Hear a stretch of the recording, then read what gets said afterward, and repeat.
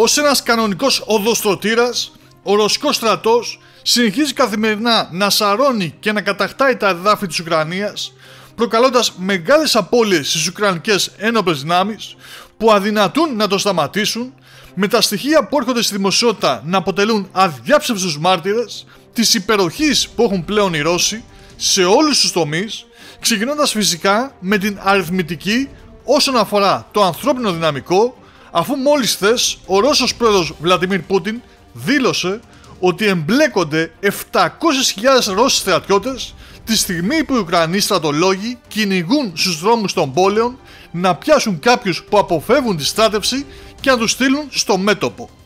Τώρα, όσον αφορά τις Ουκρανικές απώλειες, η τραγωδία συνεχίζεται, καθώς τα νούμερα που ανακοίνωσε το Ρωσικό Υπουργείο Άμυνας δείχνουν και τη σφοδρότητα των μαχών, αλλά και την κατάρρευση των Ουκρανικών αμυντικών γραμμών, κυρίως στο Ντόνεσκ. Το Ντόνεσκ είναι εκεί που πραγματικά ο ρωσικός οδοστρωτήρας τα διαλύει όλα στο πέρασμά του, αφού ανακοινώθηκε ότι οι ρωσικές δυνάμεις στρατευμάτων δυτικά και νότια επέφεραν απώλειες στο ουκρανικό ανθρώπινο δυναμικό άνω των 1.000 ανδρών. Μόνο σε αυτή την κατεύθυνση η Ουκρανία έχασε περισσότερους από 1.000 άνδρες, ενώ ταυτόχρονα οι Ρώσοι διέλυσαν πολλαπλές μονάδες πυροβολικού, 17 στον αριθμό και 2 MLRS Grand.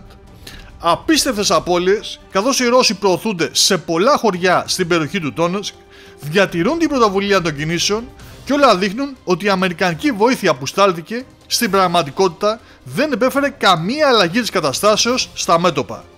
Άλλωστε, ρωσικός οδοστρωτήρας είναι και όλα τα διαλύει, και φαίνεται ότι αν δεν υπάρξει εμπλοκή της Δύσης, δηλαδή αποστολή χερσαίων δυτικών δυνάμεων, ο πόλεμος στην Ουκρανία δείχνει χαμένος για το Κίεβο.